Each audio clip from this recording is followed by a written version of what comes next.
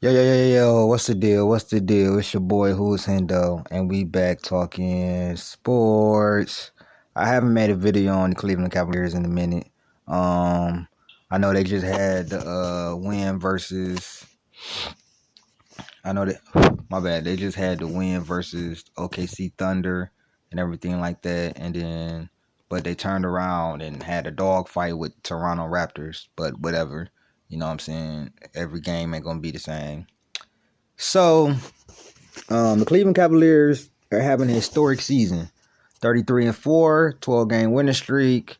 Like I said, first in points per game, fifth in assists per game, top 12 in opponents' points per game. They have the best defensive tandem in the NBA. I'll put it to you like that. The best defensive big tandem. Front court bigs. I mean, you could say the Spurs because Wemby is like two bigs, but you know what I'm saying? Overall, they have the best duo, front court duo defensively. Defensively. Then you got Donovan Mitchell, you got Darius Garland, who's having a really good season, who I like as a point guard. I'm just not sure about them in the playoffs. That's been my whole thing with the Cleveland Cavaliers. Yes, we've seen teams win 60-plus games and not do shit in the playoffs. The Atlanta Hawks. We've seen teams win 60-plus games, not win the finals. Until I see them do this in the playoffs, I don't care. To me, they're a phenomenal team. Don't get me wrong, they're a phenomenal team. But this is the regular season. I need to see it in the postseason. People want me to anoint Donovan Mitchell and all of this. No, I'm not doing none of that. I know what Donovan Mitchell could do in the regular season. He's phenomenal. Donovan Mitchell is a really great player. Top 15 this year. Well, I think he's top 15 in general. You know what I'm saying? I had him in the 2015 area. I think he's top 15 in general. I'm still not putting him top 10 because his individual, I think individually, it's a lot of players is better than him. Personally, and I'm being honest with you, I would take Cade over him. You put Cade on the Cleveland Cavaliers, they do the same thing. I promise you. You put the Cleveland Cavaliers, you put Cade on the Cleveland Cavaliers, they do the same thing, bro. They don't miss a beat. He's a better defender. Donovan Mitchell, better scorer, better rebounder, better defender. Cade Cunningham. Hey, you can call it what you want. But I think that the Cleveland Cavaliers have a great team. A great team. They got two bigs who can defend. Mobley's improvement on the offensive end, I think, has been the biggest catapult to their season this year. Coaching changes, but look what JB Bickerstaff doing. Look what JB Bickerstaff doing with the Pistons. So it couldn't be he was such a bad coach because look where we was at last year. Last in the division, last 15th. We was one of the worst teams in the NBA, period. Actually, I would say we were the worst team in the NBA last year. We go from worst to being the 8th seed right now. So it doesn't look like JB Bickerstaff was such a terrible coach. They just upgraded a little bit. And I think that Mobley having a better season. You know what I'm saying? I think that Mobley having a better season. That is a big reason why they are winning a lot more games. Mobley, Garland having a better season this year. And also Donovan Mitchell not being hurt. Donovan Mitchell was hurt for a lot last year. So that's another reason. But like I said, Cleveland Cavaliers are playing the best basketball right now. Although I think the best team is OKC. And I think they're going to show them the 16th. Mark this day down right here. You can mark this down right here.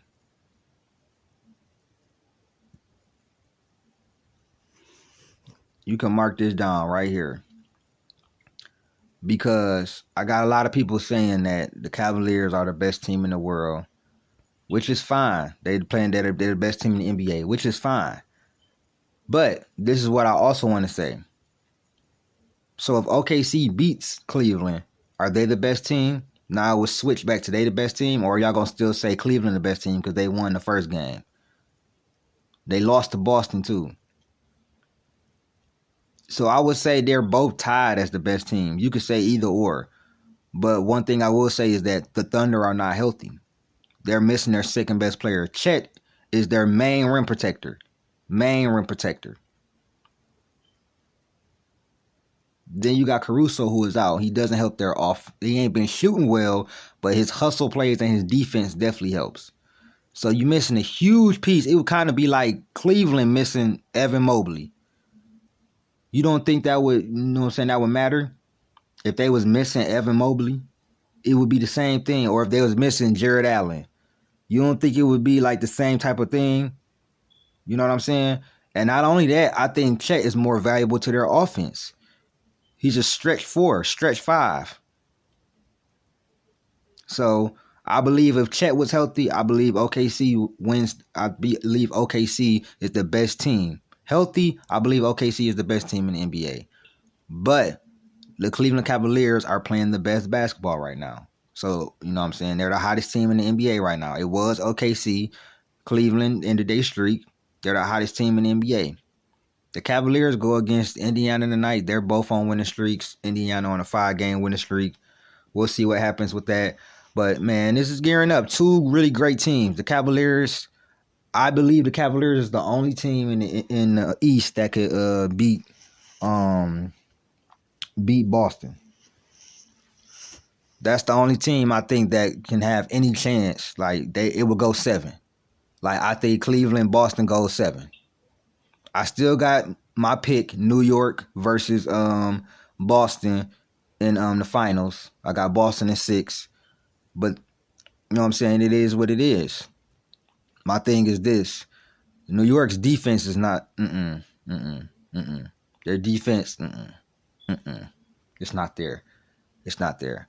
But, like I said, I had already chose my team before. I had already chose my shit before the season started. So I had Boston and New York because I didn't see Cleveland being this good at all. So I'm sticking with my pick. I'm not switching. I'm not one of those guys to switch. But I did have OKC and the Warriors in the Western Conference Finals. And I'm sticking with that. I'm not messing, you know what I'm saying? Because at the end of the day, if OKC make it to the Western Conference Finals, I was half right. And I think OKC and Boston will meet in the finals. I think that's what it's going to be, OKC and Boston in the finals. And we'll see what happens. You know what I'm saying? But the Cavaliers, they could do something. But see, my Pistons, though, the thing with my Pistons is, and I want y'all to see something, bro. I want y'all to see something, bro.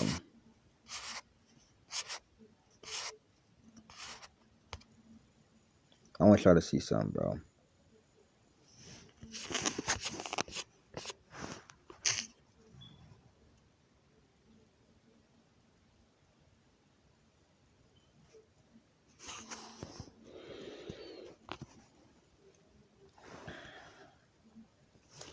I want y'all to see something, bro.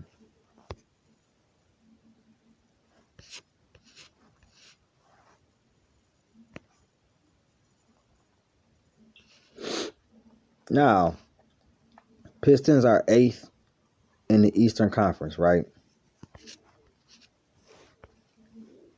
This boy right here is averaging 24.3 points, 6.6 rebounds, 9.3 assists per game, right? Right?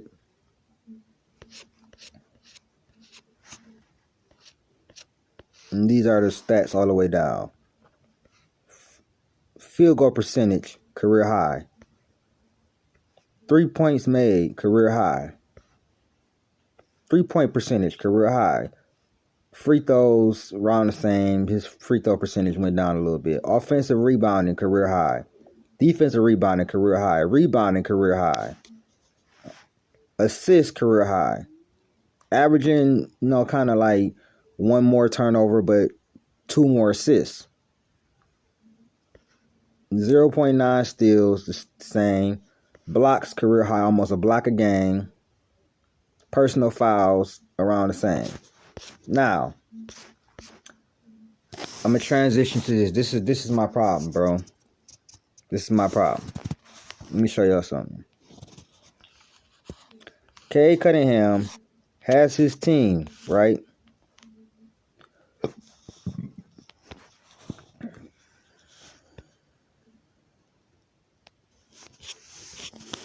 Cade Cunningham has his players, right?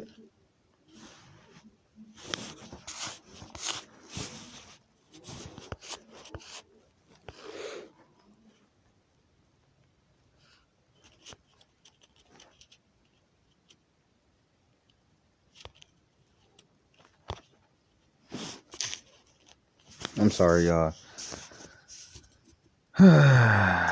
Cade Cunningham has his team in the AFC averaging 24, 6, and 9, right?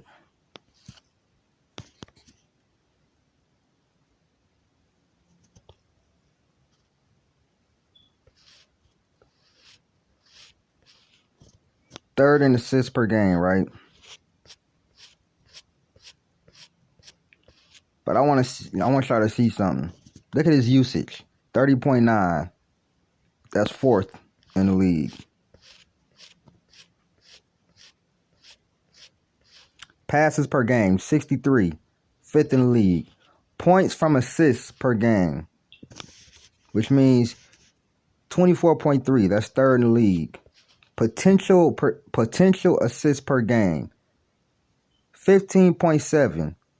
That's fourth in the league behind LeBron James, Nikola Jokic, and Trae Young. Three phenomenal passers.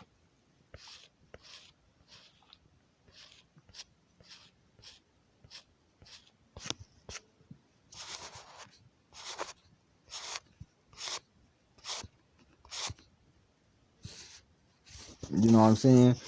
My thing is this, though.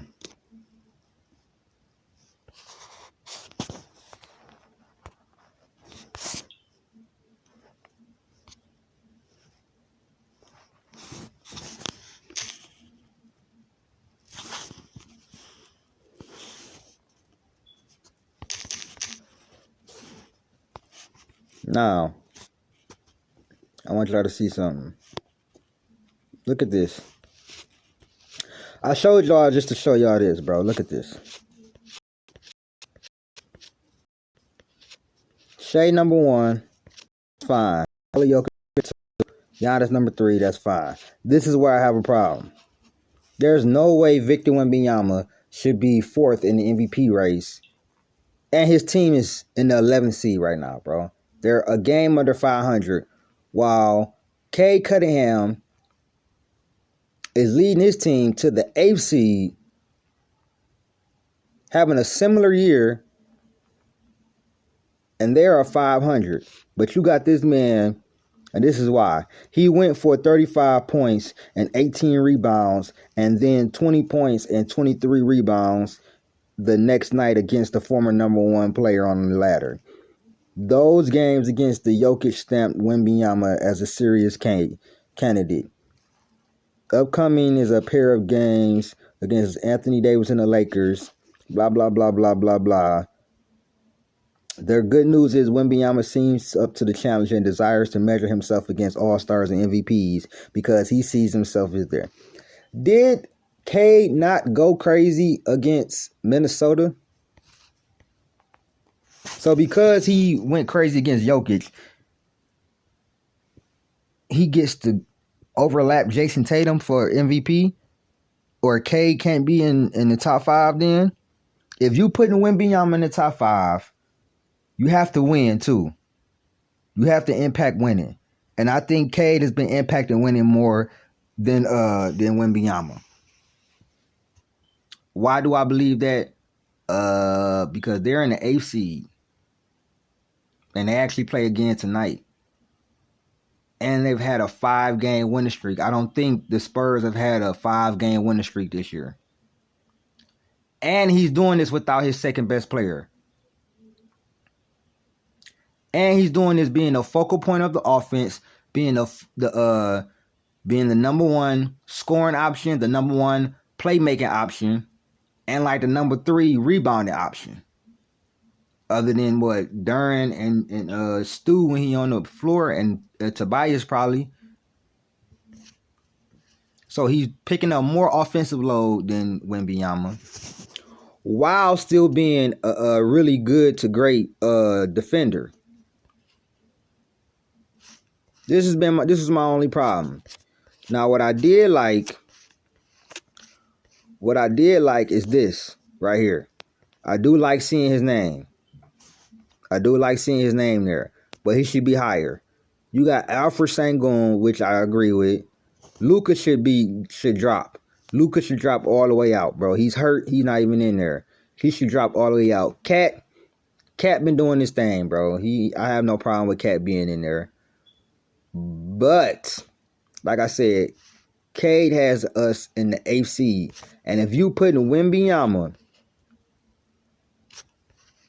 you're putting Wembanyama up above Jason Tatum, because Jason Tatum lost to OKC, but he still had a great game.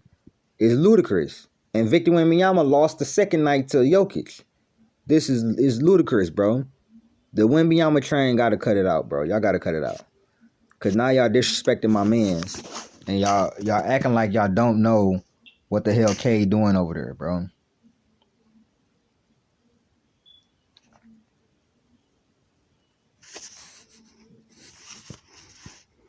So at the end of the day, bro, this man right here,